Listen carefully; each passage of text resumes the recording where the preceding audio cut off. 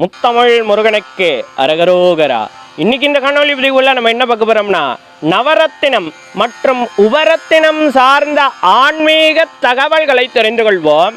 அன்பார்ந்த அடியார்களே, முதலில் நவரத்தினம் என்றால் என்ன, உபரத்தினம் என்றால் என்ன, நவரத்தினத்திற்கும் உபரத்தினத்திற்கும் இருக்கின்ற வேறுபாடுகள் என்ன என்பதை தெரிந்து கொள்வோம். ஆக இயற்கையாகவே குறிப்பிட்ட ஒரு கிரகத்தினுடைய கதிர்வீச்சுகள் ஆகப்பட்டது குறிப்பிட்ட ஒரு இடத்தில் படிந்து கொண்டே இருக்கக்கூடிய காரணத்தினால் அந்த கதிர்வீச்சுகளோடு களிமங்களோடு ரசாயன உருமாற்றங்களும் ஏற்பட்டு படிவங்களாக கற்களாக உருப்பெறுகின்றது என்று சொல்லப்பட்டு வருகின்றது. ஆக அந்த கற்களே பட்டை தீட்டி இரத்தின கற்களாக மாறுகின்றது என்று சொல்லப்பட்டு வருகின்றது. மேலும் இதே போன்று ஒன்றுக்கு மேற்பட்ட கிரகத்தினுடைய கதிர்வீச்சுகளும் ஒரே இடத்தில் குமிவதால் அதே போன்று ரசாயன உருமாற்றங்களால் படிவங்களாக மாறி படிவங்கள் கற்களாக மாறினால் அதுவே உபரத்தின கற்கள் என்று சொல்லப்பட்டு வருகின்றது. ஆக குறிப்பிட்ட அந்த கோள்களினுடைய காரகத்துவத்தினுடைய தன்மையினுடைய அடிப்படையில் நேர்மறையான அதிர்வலைகளையும் எதிர்மறையான அதிர்வலைகளையுமே நவரத்தின கற்கள் தரும் என்று சொல்லப்பட்டு வருகின்றது என்பதையும் அடியார்கள் சிந்தையில் வைத்துக் கொள்ள வேண்டும். ஒன்றுக்கு மேற்பட்ட கிரகத்தினுடைய காரகத்துவங்களினுடைய தன்மைகளும் கலந்து உபரத்தினத்திற்கு இருக்கக்கூடிய காரணத்தினால் எந்தெந்த கிரகத்தினுடைய கலவைகள் அந்த உபரத்தினத்திற்கு கலந்து இருக்கின்றதோ அந்த குறிப்பிட்ட கோள்களினுடைய காரகத்துவங்களினுடைய தன்மைகளினுடைய அதிர்வலைகளும் அந்த உபரத்தினத்திற்கும் இருக்கும் என்பதால் அதனுடைய நல்ல அதிர்வலைகளையும் அதனுடைய தீய அதிர்வலைகளையும் அந்த குறிப்பிட்ட உபரத்தினத்திற்கு இணைந்தே இருக்கும் என்றும் சொல்லப்பட்டு வருகின்றது என்பதையும் அடியார்கள் சிந்தையில் வைத்து கொள்ள வேண்டும்.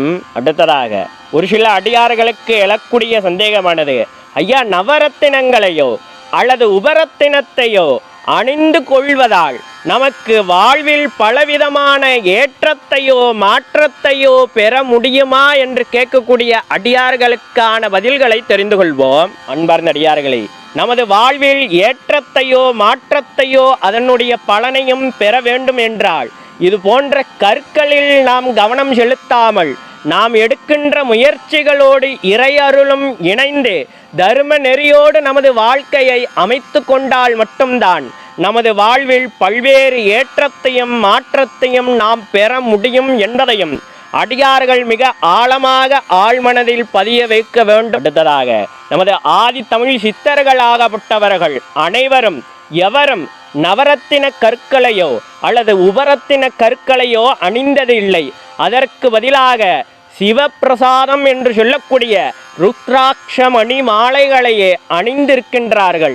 ஆக நாமும் ருத்ராட்ச மணியாகவோ அல்லது மாலையாகவோ அணிந்து கொண்டால் இறை அருள் நமக்கு பரிபூரணமாய் நிலைத்தருளும் என்பதை நமது ஆதி தமிழ் சித்தர்கள் விளக்கி இருக்கின்றார்கள் என்பதையும் அடியார்கள் சிந்தையில் வைத்து கொள்ள வேண்டும்.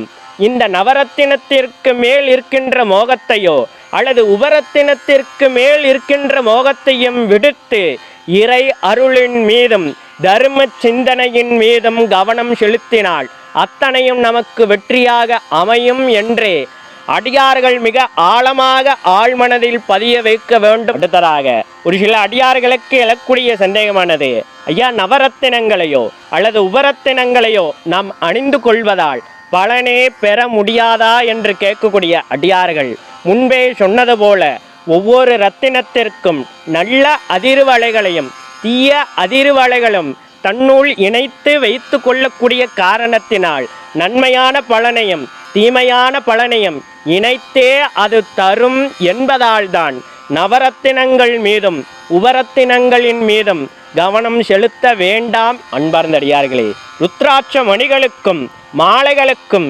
ஈடாக அது தரக்கூடிய நல்ல அதிர்வு அலைகளுக்கு ஈடாக இந்த பூலோகத்தில் எந்த ஒரு இரத்தின கற்களும் இல்லை என்பதுதான் மிக ஆழமான உண்மையாக விளங்குகின்றது. ஆக ருத்ராட்ச மணியாகவோ மாலையாகவோ நாம் அணிந்து கொண்டு சிவ அன்பை பெற்று கொள்வோம் என்று சொல்லிக்கிட்டு மேலும் ஒரு இனிய பதிவுள்ளவங்க சந்திக்கின்றேன். இதுபோல் ஆன்மீக சார்ந்த ஏதேனும் சந்தேகங்கள் இருந்தாலும் கூட தயங்காமல் கமெண்ட் பாக்ஸில் தெரிவிங்க. அடியானுக்கு தெரிந்தால் கண்டிப்பாக உங்ககிட்ட காணொலி மூலமாக பயந்துக்கிறேன். நமது தமிழ் வேதம் 92 சேனல் இன்னும் சப்ஸ்கிரைப் பண்ணாத அடியார்கள் மறவாமல் சப்ஸ்கிரைப் பண்ணி பக்கத்தில் இருக்கிற பெல் பட்டன் அமைத்திட்டு ஆல் ஆப்ஷன் தட்டிங்கன்னா நாங்கள் பதிவு செய்கிற ஒவ்வொரு காணொலி பதிவும் உங்களை வந்து அடையும். மேலும் நமது தமிழ் வேதம் 92 சேனலில் நிறைய ஆன்மீக சார்ந்த காணொலி பதிவுகள் தொடர்ந்து பதிவேற்றம் செய்து கொண்டே இருக்கிறோம். அதெல்லாம் இன்னும் பார்க்காத அடியார்கள் ஒரு முறை சென்று போய் பாருங்கள். உங்களுக்கு தேவைப்படும் தகவல்கள் அதிலும் இருக்கக்கூடும். அடியார்களின் வசதிக்காக பிளேலிஸ்டும் தயார் செய்து வைத்திருக்கின்றோம். சர்வம் முனீஸ்வரம் சகலமும் முனீஸ்வரம். நம சிவாய.